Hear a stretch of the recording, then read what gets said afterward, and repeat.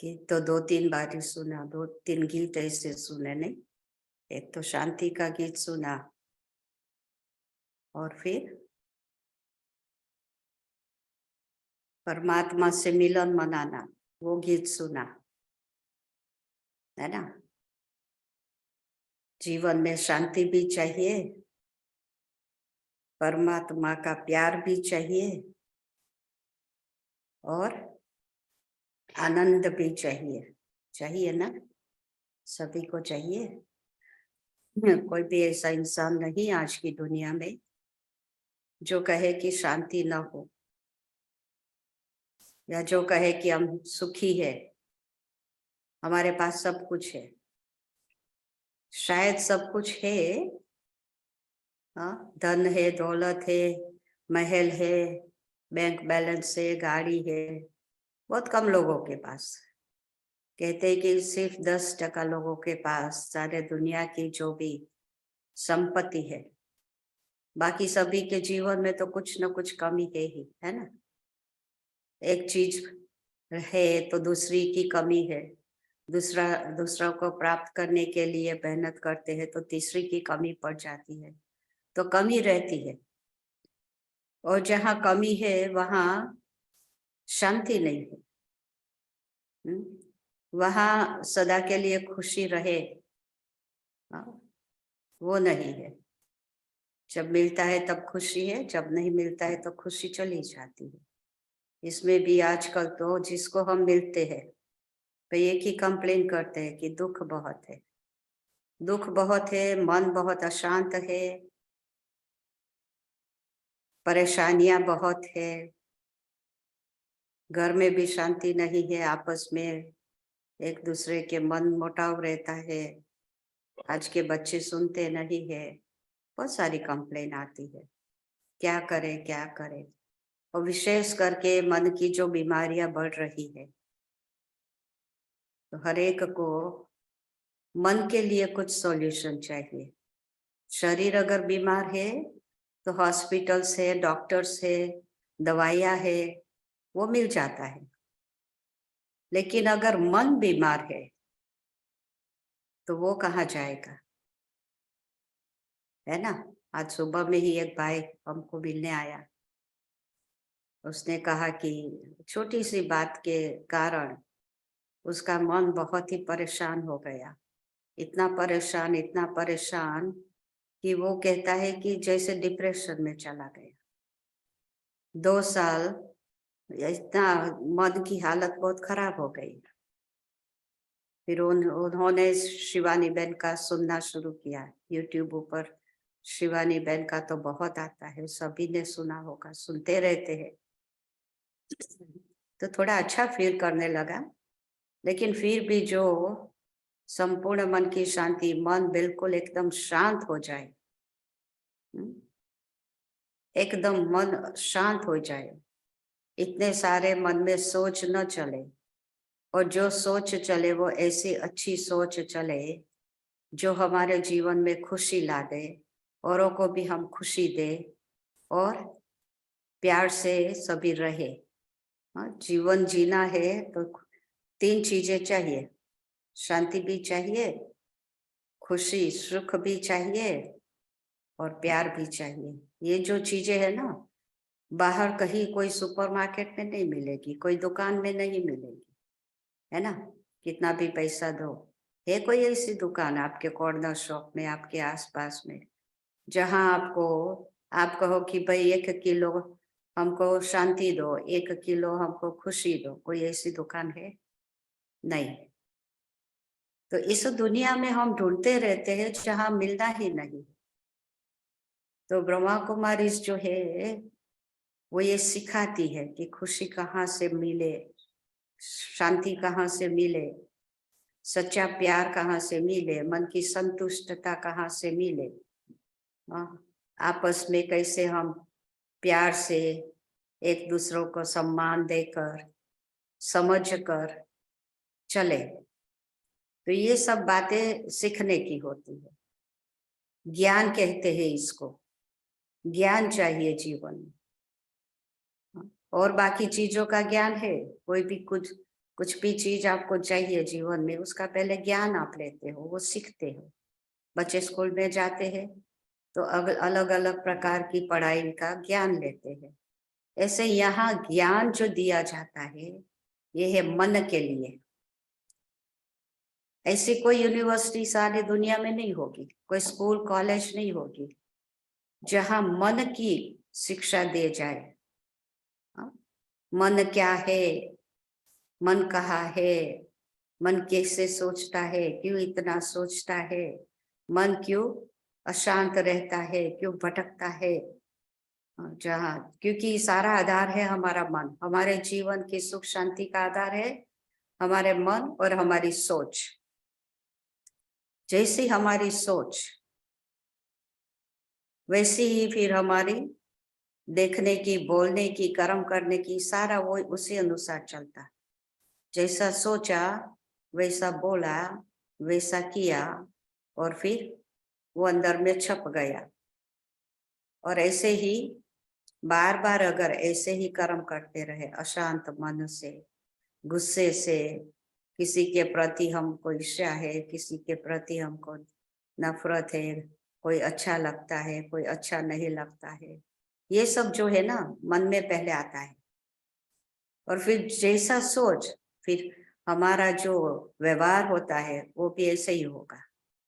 पहले सोच लिया, उसके बाद फिर ऐसे ही बोलेंगे, ऐसे ही व्यवहार करेंगे। तो बहुत ही जरूरत है अभी वर्तमान समय, जो इतनी मन की बीमारियां है, सभी मन से बहुत परेशान है, तो इस मन को पहले समझना है। समझ कर फिर मन में कौन से संकल्प, कौन सी सोच चलानी चाहिए, कौन सी सोच नहीं चलानी चाहिए, तो ये बात आ जाती है। तो सबसे पहले तो हमको ये सोचना है कि मन है कहाँ, ये जानना है मन है कहाँ। न हाथ में है, मन हाथ में है, मन पैर में है, सोच कहाँ से आती है। हमेशा लोग कहते हैं, हाँ ऐसे हाथ रख कर कहेंगे मैं सोच रहा हूँ, तो कहाँ यहाँ है कोई ऐसे। हाँ, एक दूसरा होता है मगज जिसको ब्रेन कहते हैं, तो ब्रेन भी अलग है, ब्रेन भी यहाँ है, लेकिन ब्रेन और माइंड, मन, दो अलग है। ब्रेन जो है वो शरीर का एक अंग है, लेकिन मन जो है वो शरीर का अंग नहीं है। मन इस शरीर में नहीं है। मन आत्मा की एक कर्मेंद्रिया है, और आत्मा इस शरीर में है लेकिन शरीर से अलग है। तो सबसे पहले हमको ज्ञान आत्मा का चाहिए। हम कौन है, हम क्या है, हम कहाँ से आए हैं, क्यों आए हैं, हमें क्या करना है, हम क्या करने आए थे और अभी क्या कर रहे हैं, ये समझ चाहिए। जो करने आए थे वो नहीं कर रहे हैं, जो नहीं करना है उसके पीछे लगे हुए हैं, तो फिर शांति कहाँ से आएगी, खुशी कहाँ से आएगी, है ना। तो सबसे पहले तो हमको ये सभी बातों को समझना है। हमको क्या करना है, कैसे करना है, क्यों यहाँ आए हैं, जीवन का मतलब क्या है, हमारा जीवन का लक्ष्य क्या है, इस जीवन का लक्ष्य क्या है, हमको क्या प्राप्त करना है, हमारे जीवन में हमको जीवन कैसा बनाना है।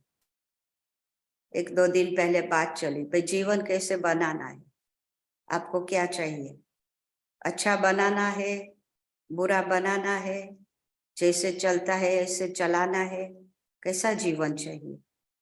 वैसे चाहते तो हर एक है। कल परसों हम आ रहे थे बोलोनिया से, सेंटर से हम स्टेशन जा रहे थे, तो टैक्सी में जो भाई था, टैक्सी ड्राइवर था, 40 मिनट पूरे रास्ते में उसने यही बात बताता रहा। हाँ भाई दुनिया बहुत खराब हो गई है, इस दुनिया को कुछ करना चाहिए, दुनिया में अभी बदलाव आना चाहिए। कंटिन्यूअस वो बोलता गया। पूरा तो समझ में नहीं आया, लेकिन जो बहन हमारे साथ थी उसने ट्रांसलेशन किया तो पता चला कि बेचारा बहुत दुखी है। बहुत जुआन था लड़का। गाड़ी गाड़ी चलाता है, टैक्सी का काम करता है, लेकिन अंदर में बहुत ही दुनिया के बारे में सब कंप्लेन करते रहते हैं, बहुत खराब है दुनिया, बहुत खराब है, दुनिया को बदलना चाहिए, इंसान को अच्छा बनना चाहिए। बाहर सभी को हम कहते हैं, लेकिन अपने ऊपर कितना ध्यान हम देते हैं, अपने आप से हम कितना, सबसे पहले तो हम अपने आप को ठीक करें ना। कहा जाता है जब खुद बदलेंगे तो विश्व बदलेगा, हमारे बदलाव से विश्व में बदलाव आएगा। अगर आप देखें हमारी हिस्ट्री में जो भी हमारे बड़े बड़े जो नेताएं, महात्माएं, योगी आत्माएं, या जिन्होंने भी दुनिया में, विश्व में कुछ एक बहुत बड़ा बदलाव लाया है, वो एक आत्मा, एक व्यक्ति। तो हम बता रहे थे कि महात्मा गांधी जी, उन्होंने भारत को स्वतंत्र बनाने के लिए अहिंसक, उन्होंने अहिंसक एक्टिविटी चलाई, लेकिन अंदर में एक उन्होंने एक सोच आया, एक संकल्प आया, भारत को अंग्रेजों से मुक्त करना है, स्वतंत्र बनना है। एक व्यक्ति की एक सोच से पूरे भारत में एक क्रांति आ गई। कुछ समय लगा, समय तो लगता है, इतना बड़ा परिवर्तन करना उसके लिए समय लगता है ना, तो इसके लिए धीरज चाहिए, दूसरा दृढ़ता चाहिए, करना ही है, कुछ भी हो जाए हमको ये करना ही है, बदलाव लाना है, वो भी सकारात्मक बदलाव, पॉजिटिव चेंज। तो एक संकल्प में इतनी ताकत है, जो आप चाहो वो कर सकते हो, आप जैसा चाहो वैसा बन सकते हो, और आप जैसा चाहो वैसी दुनिया बना सकते हो। ये है हमारे में, हर एक आत्मा के पास ये शक्ति है, उसको हम कहते हैं संकल्प की शक्ति, जो मन के पास है।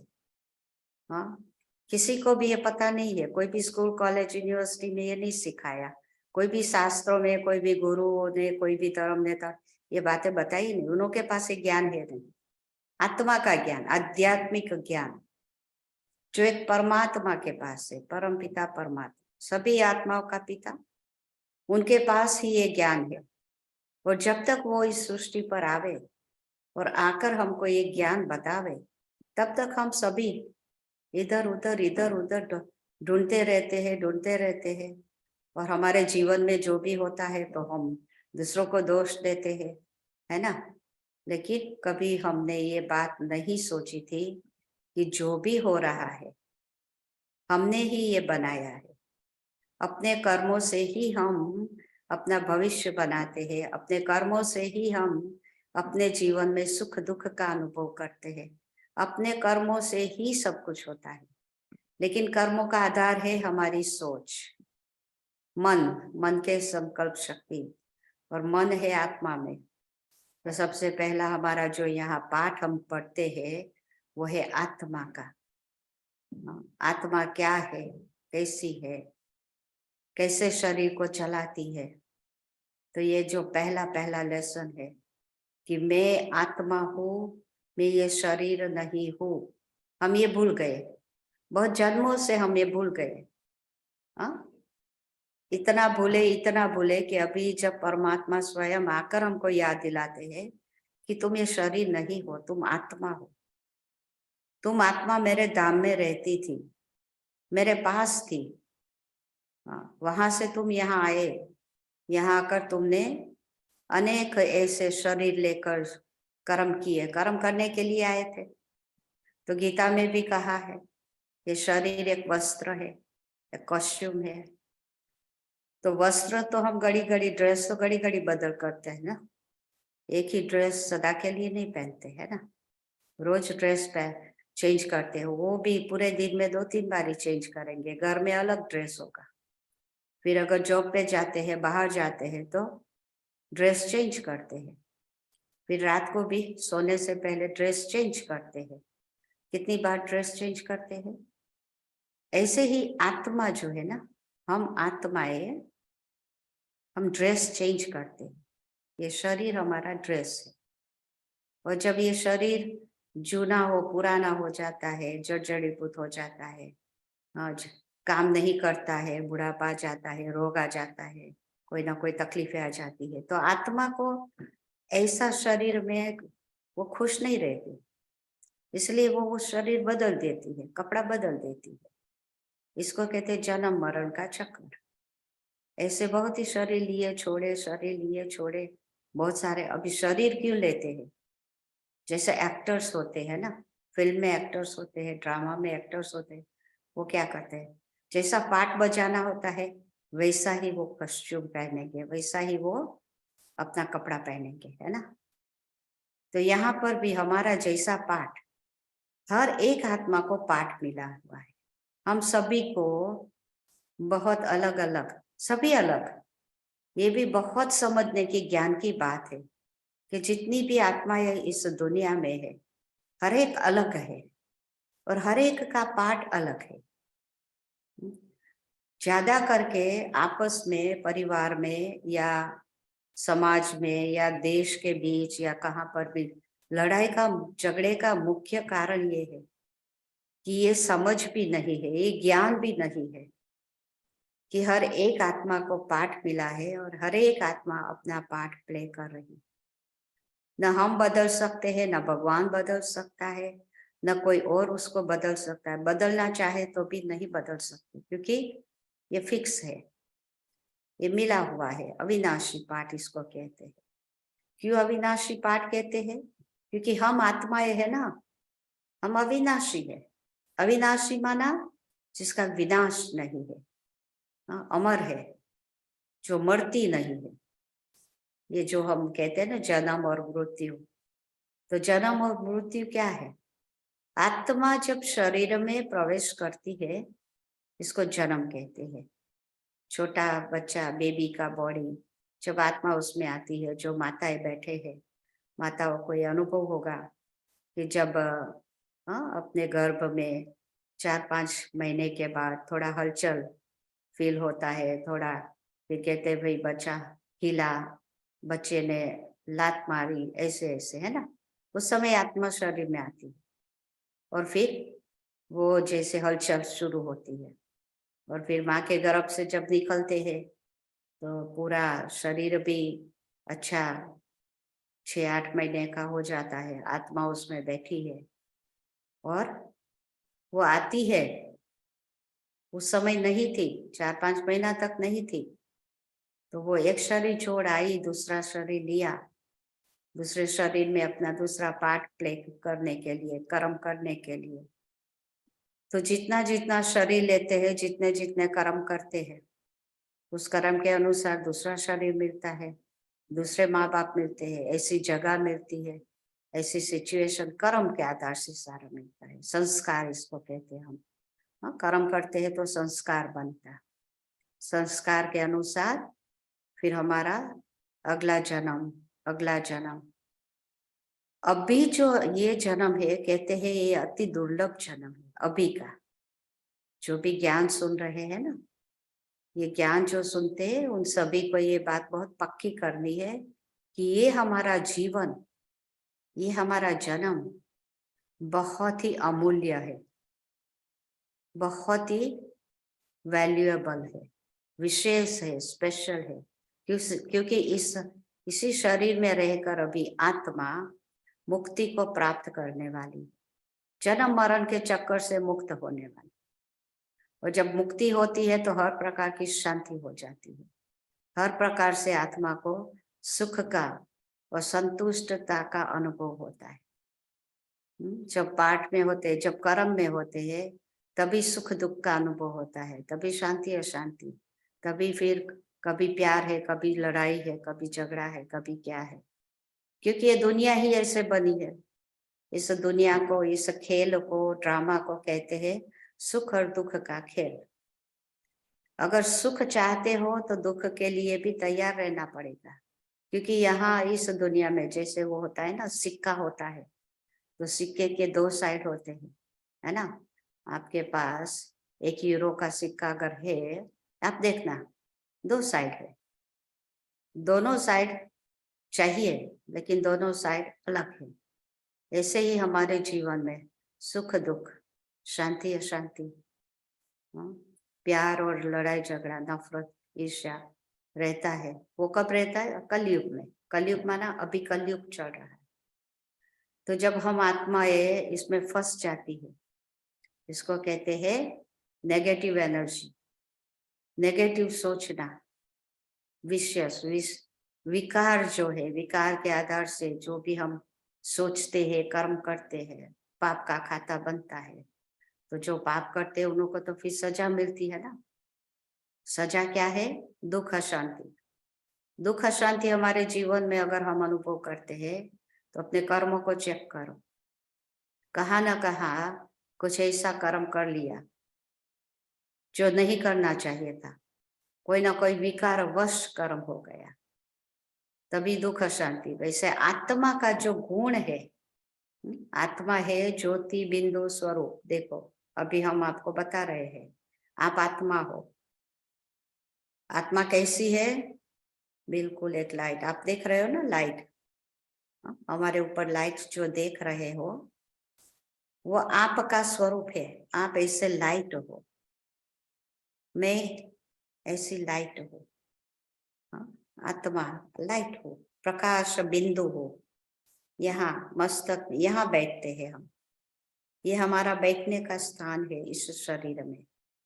यहाँ बैठ के फिर हम पूरे शरीर को चलाते हैं। हम चलाते, मैं आत्मा चला। बहुत बहुत जरूरी है जिंदगी में। अगर सुख शांति प्रेम चाहिए, मुक्ति चाहिए, किसी भी प्रकार का बंधन ना हो, किसी भी प्रकार का परेशानी दुख या किसी भी प्रकार का भय चिंता, उससे मुक्त होना हो, तो एक ही बात करो पक्की, मैं आत्मा हूँ, शरीर से अलग हूँ, मैं प्रकाश बिंदु।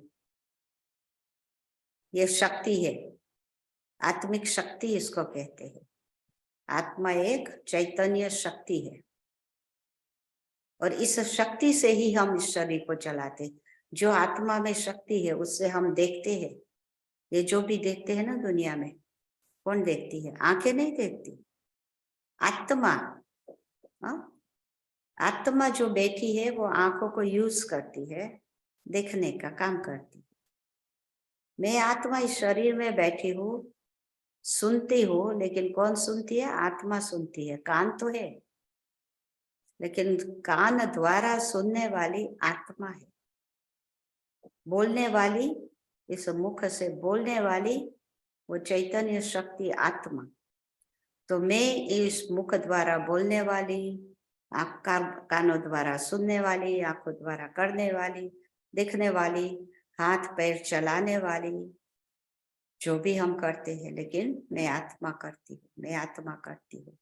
तो बार बार अभी अगर आप ये अपने आप को याद दिलाओ कि मैं एक आत्मा हूँ, मैं अजर अमर अविनाशी हूँ, शरीर में मैं यहाँ बैठी हूँ। बार बार यहाँ बैठो, यहाँ बैठ के अपने आप को लाइट का रूप में, प्रकाश के रूप में अनुभव करो। शांति से अभी 2 मिनट हम ये प्रैक्टिस करते हैं। आराम से बैठो, शरीर को हल्का छोड़ दो और कुछ समय के लिए भूल जाओ कि ये शरीर है आपके पास। ऐसे सोचो कि शरीर नहीं है और मन को हर बातों से मुक्त करके, सब जगह से आत्मा को, मन को हटाकर यहाँ, मन को यहाँ लाओ, मस्तक के बीच मन को वहां टिकाओ। अपने मन को ये एक सोच दियो, एक संकल्प दियो, मैं एक अति सूक्ष्म ज्योतिर्बिंदु दिव्य प्रकाश स्वरूप चैतन्य शक्ति आत्मा हूँ। मैं आत्मा अजर हूँ। न मेरा बुढ़ापा है, न मेरा बचपन है। मैं आत्मा हमेशा के लिए बिंदु रूप हूँ, अजर हूँ, अमर हूँ, मरती नहीं हूँ, न जन्मती न मरती। आत्मा सदा के लिए है ही है। एक शक्ति के रूप में। आत्मा जब शरीर में प्रवेश करती है तो इसको जन्म कहते हैं। जब मैं शरीर को छोड़ देती हूँ उसको मृत्यु कहते हैं। ऐसे तो मैंने अनेक शरीर धारण किए, अनेक पाठ बजाए, लेकिन मैं वो ही हूँ, अविनाशी। मेरा विनाश नहीं। शरीर का विनाश हो जाता है, मेरा कभी विनाश नहीं होता। मुझे कभी मृत्यु नहीं आती। मैं इन आंखों से नहीं दिखाई पड़ती क्योंकि मैं एक रूहानी शक्ति हूँ, भौतिक शक्ति नहीं है। ये शरीर 5 तत्वों के भौतिक तत्वों के बना हुआ, लेकिन मैं अभौतिक शक्ति हूँ, इस दुनिया की नहीं हूँ। हम आत्माएं इस दुनिया के रहने वाले नहीं है।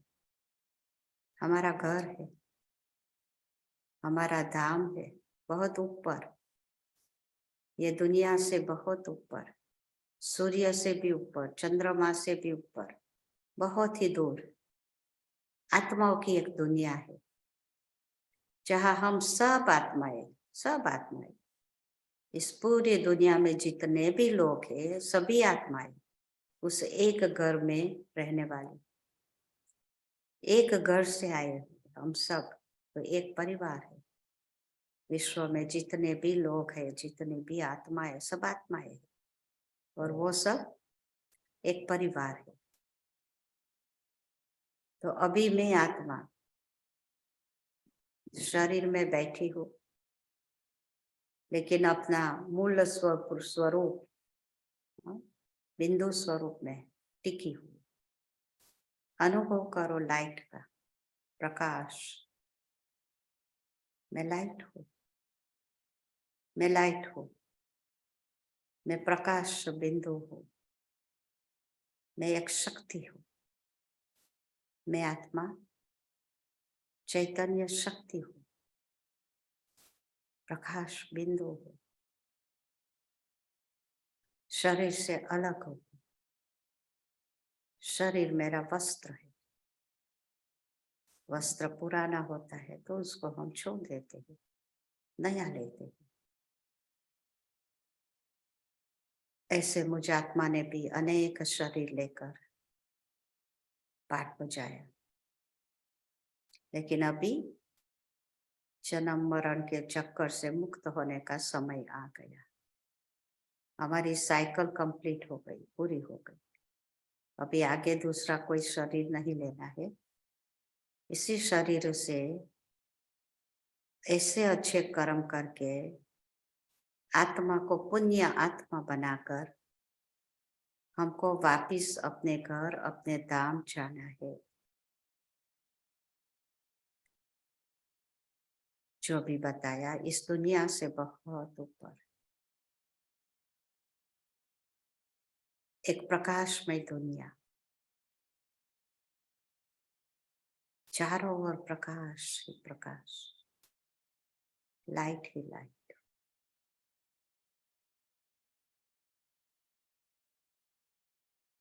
जहाँ एकदम गहरी शांति है, उसको शांति धाम भी कहते हैं क्योंकि वो हमारा घर है। वहाँ हम आत्माएं बिगर शरीर रहती है, वहाँ शरीर नहीं है।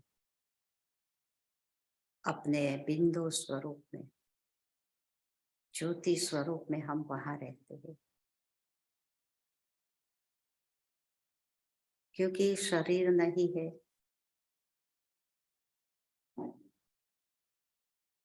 तो न कोई कर्म है, न कोई आवाज है, न कोई संबंध है, न कोई धर्म है। हम सब आत्माएं एक ही धर्म में टिकी हुई है, वो है शांति। शांति हम आत्माओं का धर्म है। शांति हम आत्माओं का स्वभाव है। शांति हम आत्माओं का गुण है। जब हम भूल जाते हैं कि मैं आत्मा हूँ और शांति का बहुत बड़ा खजाना मेरे अंदर ही है,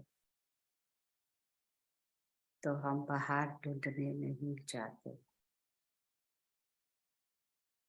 अपने अंदर आत्मा को जागृत करके ज्योति बिंदु स्वरूप में टिक जाते हैं, तो ऑटोमेटिकली शांति का अनुभव होता है। शांति की शक्ति जागृत होती है।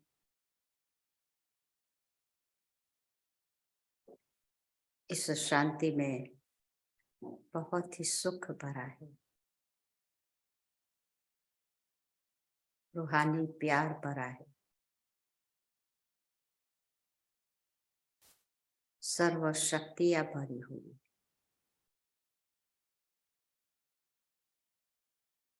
राजयोग का जो मेडिटेशन है, इसको नित्य नियम पूर्वक करने से आत्मा की गुणों की सर्व शक्तियों की जागृति होती है।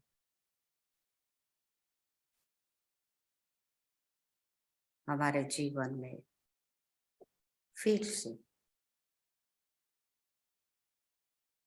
वो सुख बढ़ जाता है।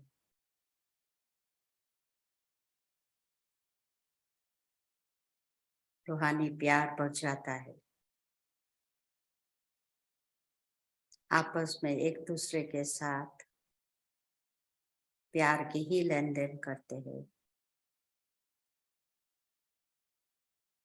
एक दूसरों को सम्मान देकर, सहयोग देकर।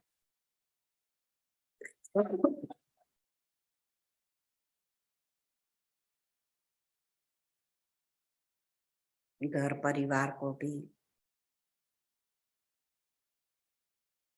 खुशियों से शांति से भर देते हैं। इसको कहते हैं स्वर्ग जैसा घर। घर में जैसे स्वर्ग। स्वर्ग क्या है? स्वर्ग में बिल्कुल शांति है, हर प्रकार का सुख है। तन का सुख, मन का सुख, धन का सुख, संबंधों का सुख, हर प्रकार का सुख। दुख का नाम निशान नहीं होता। तो हमको ऐसा घर बनाना है, अपने घर को मंदिर जैसा, स्वर्ग जैसा। लेकिन वो तब होगा जब हम अपने अंदर से काम, क्रोध, लोभ, मोह, अहंकार, ईर्ष्या, नफरत, इन विकारों को खत्म करके आत्मा को संपूर्ण रीति से जागृत करके आत्मा के सर्व गुणों को, सर्व शक्तियों को फिर से अंदर में भर करके हमारे अंदर की जो दुनिया है, आत्मा की दुनिया, उस दुनिया को पहले स्वर्ग बने। हमारे अंदर हमारी जो सोच है, हमारा जो हमारी वृत्तियां है, हमारी जो भावनाएं है, इन सभी को शुद्ध करना है। शुद्ध अभी अशुद्ध बन गया है। हमारी सोच अशुद्ध बन गई, हमारी भावनाएं अशुद्ध बन गई, हमारी वृत्तियां अशुद्ध बन गई, और हम कहते शुभ हो, शुभ हो, शुभ हो। सब चाहते हैं कि शुभ हो। जो भी कार्य करते शुभ कार्य हो, शुभ भावना हो, शब्द यूज करते हैं, लेकिन वास्तव में वो तब होगा जब सबसे पहले हम अपने अंदर की शुद्धि करें। दो दुनिया है, एक बाहर की दुनिया, बाहर की दुनिया में सारी चीजें है, दुनिया है, लोग है, वैभव है, घर है, मकान है, गाड़ी है, घर में सब फर्नीचर है, सब चीजें है, ये सब बाहर की दुनिया। और दूसरी दुनिया है अंदर की, आत्मा की दुनिया। आत्मा की दुनिया में मन है, बुद्धि है, संस्कार है, भाव है, भावनाएं है, ये सब अंदर की दुनिया में। कोई मकान बहुत सालों तक बंद रखा है, 50, 60, 70 साल तक मकान बंद है, फिर अचानक आप सोचते हो कि इस मकान में जाके हम रहे, तो अगर जब खोलेंगे ना दरवाजा तो कैसा होगा? पूरा मकान कैसा होगा? जाड़ा जाड़ा होगा, चीजें इधर उधर होगी, फर्नीचर टूटा फूटा होगा, है ना? दीवारें सारी, वो पेंट पेंट भी निकला हुआ होगा, क्या होगा? 50-60 बंद पड़ा हुआ मकान कैसा होगा? फिर उसको ठीक करना पड़ेगा, साफ करना पड़ेगा, सब कुछ चीजें, फिर नया फर्नीचर भी लाना पड़ेगा, पेंट भी कराना पड़ेगा, दीवारें भी ठीक करनी पड़ेगी, फिर ये भी देखना होगा भाई इलेक्ट्रिसिटी आ रही है, नहीं आ रही है, पावर नहीं आ रहा है, पानी नहीं आ रहा है ना, कितना काम करना पड़ता है। तो यहाँ बहुत जन्मों से हमने अपनी अंदर की जो दुनिया है ना एक, उसमें झांक कर देखना वो अक्ल ही नहीं आई। अंदर में जाकर देखे क्या हो रहा है। वो दुनिया इतनी ब्यूटीफुल थी, इतनी सुंदर थी, बहुत ही सुंदर दुनिया थी एकदम, शुद्ध थी, शुभ थी, सुंदर थी, सर्व गुणों से सजी हुई थी, बहुत ही अंदर ब्यूटीफुल, दिव्यता थी, पवित्रता थी, सत्यता थी, सब कुछ था। और जहाँ आत्मा की ऐसी दुनिया एकदम परफेक्ट होती है, तो परमात्मा भी आपकी उस दुनिया में आकर बैठते, क्योंकि उनको भी सच्चाई, सफाई, शुद्धि, शांति वाला, प्रेम वाला ऐसा हृदय चाहिए, ऐसा दिल चाहिए, ऐसी दुनिया चाहिए। तो बाहर की दुनिया में तो बहुत कुछ किया, कर रहे हैं, अभी थोड़ा समय निकाले, जाके अपनी दुनिया में अंदर में भी कुछ सेटिंग करें, है ना? उसको भी ठीक करें। अंदर में जो भी कीचड़ पट्टी भर गई है, जो भी इधर उधर न काम की चीजें बिखर गई है, सारा पूरा पहले तो सफाई करते, अंदर सफाई। वो दिवाली पर सफाई करते ना घर की, भाई लक्ष्मी माँ आने वाली, तो सफाई कर दो। देखो इतना तो उस समय भी हमको अक्कल है कि लक्ष्मी माँ भी गंदा, जो अगर कुछ गंदा है, अस्वच्छ है, ऐसे स्थान पे नहीं आएगी। तो सफाई करते हैं, घर की पूरी सफाई करते हैं। तो यहाँ तो लक्ष्मी माँ के साथ महा जो देवता है श्री नारायण भी है, और उनके भी ऊपर जो है श्री परमात्मा, देवी देवताओं के भी पिता उनको भी रचने वाला परम पिता परमात्मा। तो राजयोग में आत्मा और परमात्मा का मिलन करते हैं, जोड़ते हैं आत्मा को परमात्मा के साथ, आत्मा को परमात्मा के साथ संबंध में जोड़ते हैं। योग का अर्थ ही है आत्मा और परमात्मा का कनेक्शन, मिलन। वो तब होगा जब आत्मा भी स्वच्छ होगी, इतनी सच्चाई से भरी हुई होगी, किसी भी प्रकार का विकार ना होगा, क्योंकि परमात्मा ऐसे है। परमात्मा भी महाज्योति बिंदु है, निराकार है, परम धाम में रहने वाला है, लेकिन सदा ही एकदम पावन, पवित्र, उनमें संपूर्ण पूरी सृष्टि की रचना का ज्ञान है। हम हर एक आत्माओं का ज्ञान परमात्मा में, जो वो स्वयं आके हमको बताते हैं, सुनाते हैं, सिखाते हैं। फिर परमात्मा है शांति का सागर, प्यार का सागर, दया का सागर, आनंद का सागर। वो गीत सुना ना, परमानंद। परमात्मा के साथ ऐसा संबंध जुटे, उनके प्यार में इतने हम खो जाए, जो वो आनंद का अनुभव हो, आत्मा को आनंद का अनुभव। कहते हैं ना सच्चित आनंद स्वरूप। तो जहाँ सच्चाई है, सत्यता है, जहाँ चैतन्यता है, ज्ञान है, तो फिर आनंद, जीवन आनंद से भर जाता है। तो हम सभी आत्माओं का यही लक्ष्य तो यही है कि अपने जो संपूर्ण, जो आदि अनादि स्वरूप था, अनादि स्वरूप में हम ये है, फिर से उसी स्वरूप में पहुंचना है।